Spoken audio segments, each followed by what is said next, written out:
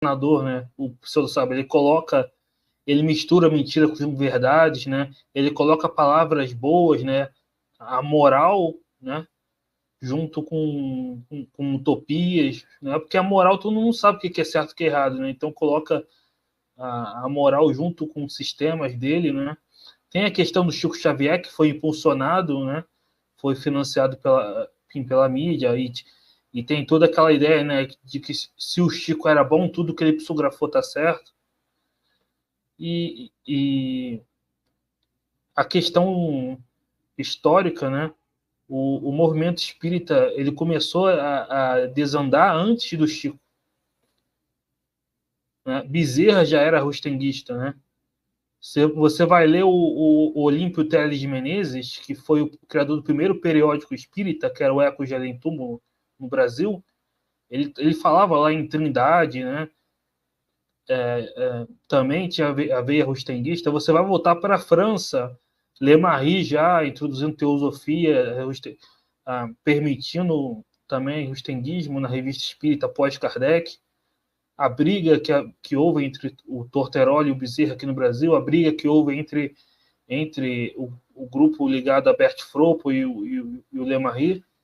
Então, o movimento, né? E antes, né? Kardec já estava vivo e já veio o Steng enquanto Kardec estava vivo. E já criou um cisma. Então, os inimigos do espiritismo já estavam atuando desde quando Kardec estava vivo. Então, quando Kardec desencarnou, a coisa desandou, então os fascinadores dominaram. Né? Justamente porque eles sabem do poder do espiritismo de transformação do mundo, pela comprovação da imortalidade da alma, então eles quiseram minar o espiritismo para não ter esse impacto positivo no mundo. Né? Eu não sei se o Michel quer colocar também. Exato, eu concordo com tudo que vocês colocaram. Tentando, da minha parte, contribuir, eu diria, como vocês já colocaram, né? Uma resposta, uma única resposta, eu acredito que seja impossível, né? Mas tem coisas que a gente pode, digamos, ir somando e refletindo.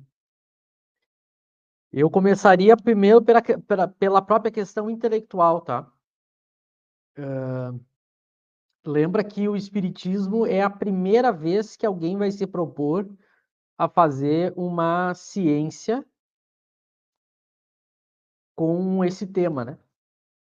Então, por si só, ele já tem uma dificuldade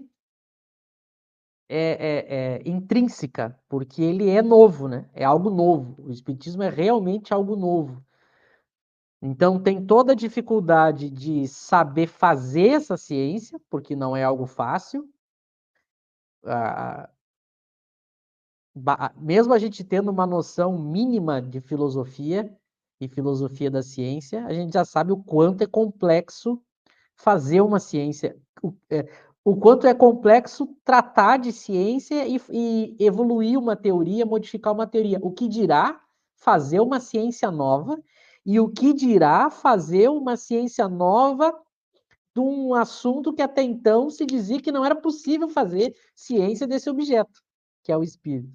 Então, por si só, tem uma dificuldade de novidade, né? Tanto na formulação de como se faz essa teoria, para não escorregar em erros de critérios que poderiam trazer contradições para a teoria, quanto de entendimento também, né? Porque é algo novo. Do ponto de vista histórico, vocês percebem que a teoria de Kardec é nova. Tamanho é o que ela se propõe a fazer. Mesmo que a gente tenha aí já mais de 150 anos, não sei quanto, agora não, de cabeça não lembro, comparando com o Livro dos Espíritos, o primeiro. Mas percebem que, do ponto de vista histórico, ele é novo, então tem essa dificuldade, né?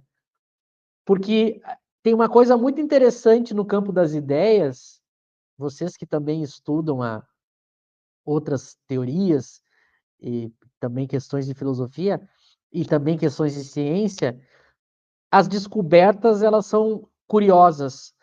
até alguém, depois que alguém vê e trata do assunto, é algo visível, lógico, e a gente até diz como é que antes a gente não percebia isso, né? Mas até alguém ver e tratar do assunto, que até alguém ver e tratar do assunto, ninguém via. Isso serve para qualquer teoria, né? Há coisas que as ciências descobriram, desenvolveram, explicaram, que até alguém tratar, ninguém via daquela maneira. Quando uma pessoa vê, aquilo eclode, né? Então, eu estou tratando primeiro dessas questões mais gerais, intelectuais. Então, talvez isso também explique a pergunta da Lídia, né? Outro fator. Além de tudo isso, a gente vê que, mesmo durante a fase de Kardec, ele já falava disso, mesmo entre os adeptos, eles não entendiam Kardec. Então, havia muitos que achavam que Kardec tinha que seguir por outros caminhos, que ele tinha que tratar de maneira diferente. Havia muita pressão em cima de Kardec, e ele comenta muito sobre isso. Tanto que ele tem um momento que ele quer se retirar da sociedade espírita, ele quer se retirar, e os espíritos pedem para ele ficar. E dizem os historiadores que no final da vida dele, perto de ele morrer, que ele já estava se preparando para deixar a presidência. E assim que ele morre, é aquela brincadeira, né? Quando o gato, como é que é? Quando o gato sai, o rato faz a festa, né? Não tem essa frase. Assim que Kardec morre, aquelas pessoas que queriam fazer diferente de Kardec, porque não entendiam Kardec, começam a colocar as suas manguinhas de fora, né?